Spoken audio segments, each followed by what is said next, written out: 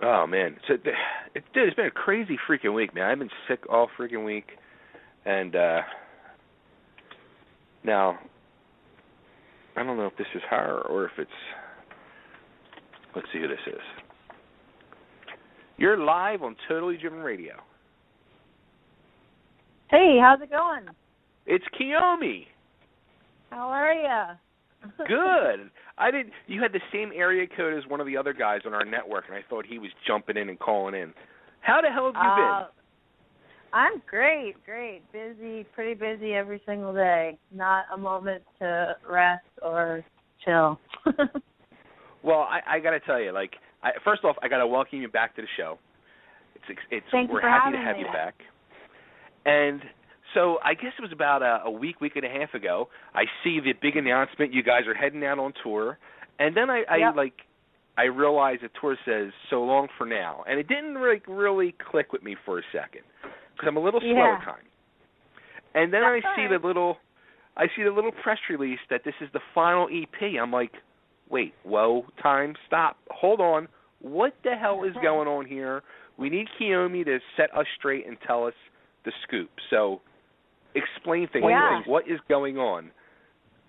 So basically, it's been about 11 years that we've been doing the band. And,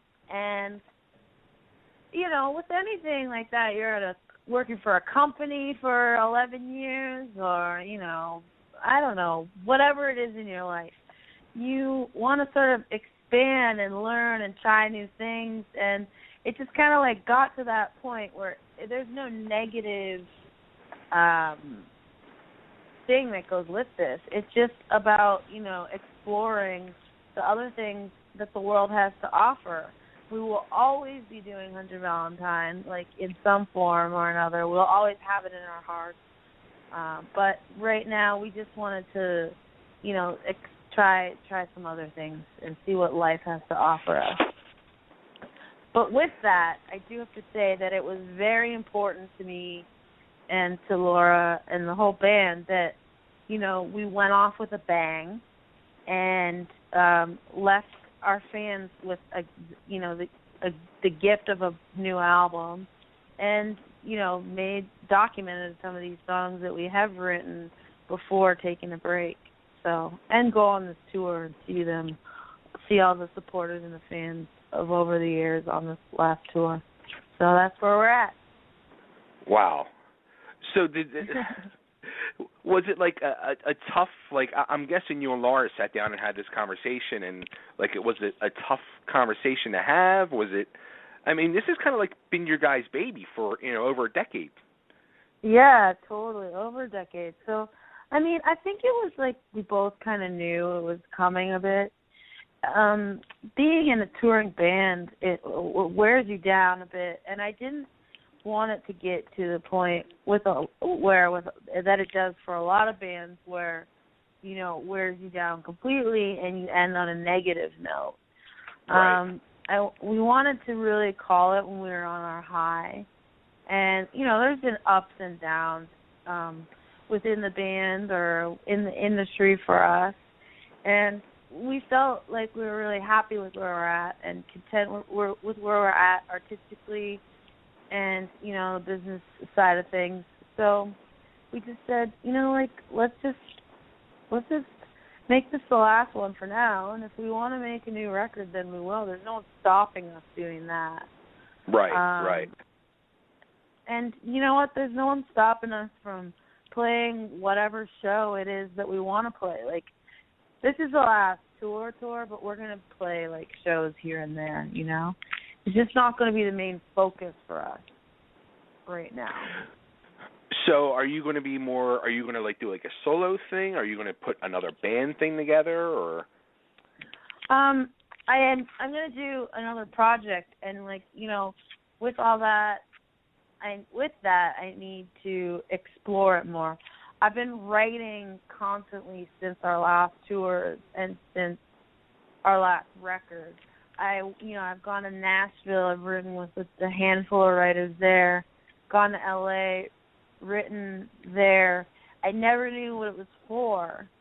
Some of the songs ended up on this record but I think that was part of what sort of like made it become more clear, is that a lot of the songs seem like they weren't for this record, and right. that they were for something else, and that I should explore that. So I have all those songs, and I want to do something with them, and I'm continuing to write, and I will continue to write. Probably I want to go back to Nashville after this tour and just see what happens. I want it to be very natural. I'm not going to force anything. Yeah. Now, I guess it's going to be really weird for you, though, without having Laura by your side. It is, but, like on the breaks of Hunter Valentine, when everyone went back to, like after tours, when they went back to their regular jobs, I was, pretty adamant about trying not to do that. And so I would book my own little solo acoustic tours and play those shows. And I continue to do it in between, like on the off time. So for me, it's just a natural thing to do, to be playing music on my own. I started that way. I think playing Hunter Valentine songs in a band without Laura would be weird, and I would never do that. So right. we'll still have chances to do that, but music is my main way of expressing myself.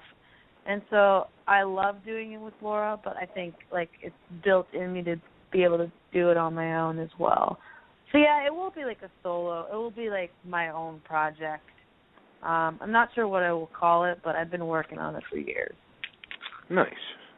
Now, did any, for people that saw the show, the Linda Perry Project show that you guys were on, things got really heated between you and Laura on there as well. The rest of the girls weren't on there at the time, but things got heated between you guys as well, and you guys even talked about, like, should we even be a band? Was that part of the thing that you think maybe made you guys come to this decision? Oh, no. If I'm, like, at this point in the game, I'm going to put it all out there. I feel like we pretty much already have put it all out there. There's ups and downs in our relationship. We've even gone to a freaking therapy session together at one point. Like, I never went to therapy with, like, any partner that I ever had, like, romantically, but I've gone to therapy with Laura. So it's not... Did you guys film it? We did not film that, for one. Oh. But, it didn't have anything to do with that show. To be honest, I don't even know what you're referring to, because I only watched half the Linda Perry Project, and then I had to turn it off. But I didn't really. I was just tired of like watching what didn't happen, like things that, like there was so much that happened that they didn't show, and that was like what. Like it was like taking things out of context what they did show. You know what I mean? Sure. Anyway, I digress. But basically, our ups and downs have always existed, but we're in a really good place now, her and I. Cool. Very cool. So you guys, you put out this new EP. Mhm. And you called it The Pledge. Yeah, certainly did. Now, what is the pledge? Is there any meaning behind the pledge? Well, to me, the pledge is basically taking a pledge for something that you will always love. That's like what it represents. So the song The Pledge is like basically telling a person like, oh, you're always gonna love them. It will just, the capacity in which you love them will change, like, from being in a relationship to being friends. So that's what it means in that sense. But the pledge, the record being named The Pledge is basically a pledge to the band and Hunter Valentine. We're always going to love this thing. It's built in our bones, it runs through our blood, and we're going to always have it in our hearts till the day we die. So it's kind of like a pledge to that, and hoping that our supporters and diehard fans will take that pledge too. So that's kind of what it represents. Cool. Yeah,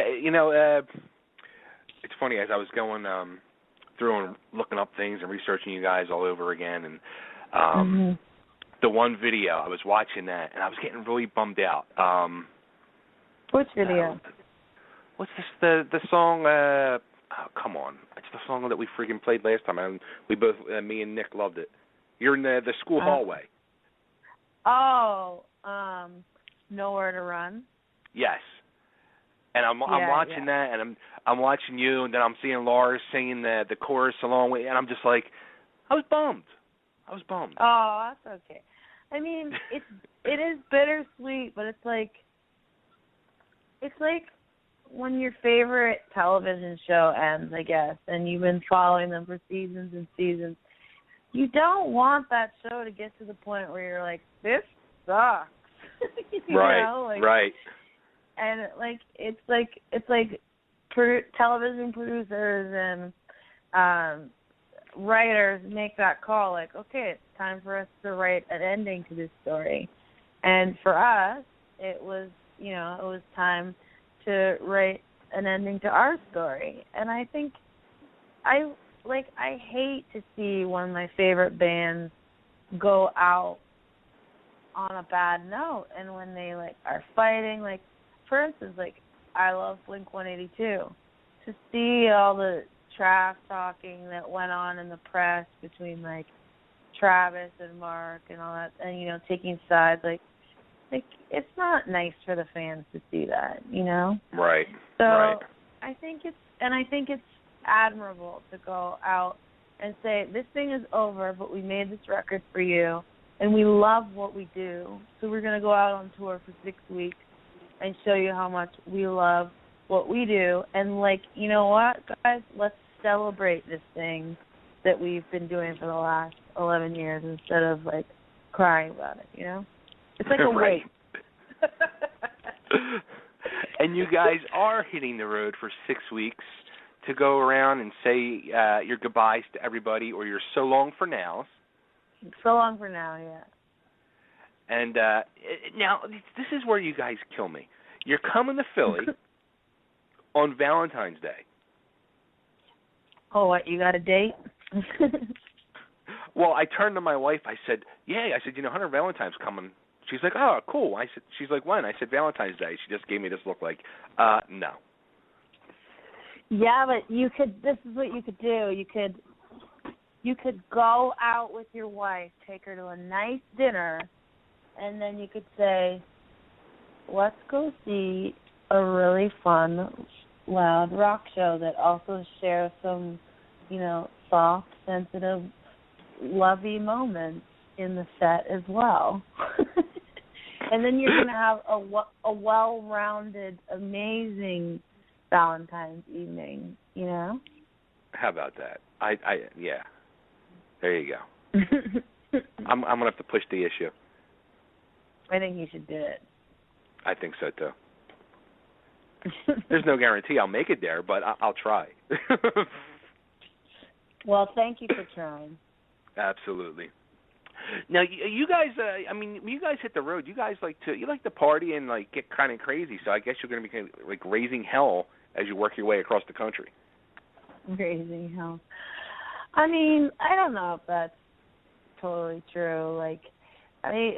We do have fun, and we have in the past, but we've been doing it for a long time, so we've learned a lot more about balance. And I don't know, if somebody's taking that idea of us from one of the television shows that we've done, that's kind of how they wanted us to look a little bit more probably than actually how we are. But gotcha. we sure do know how to have a good time.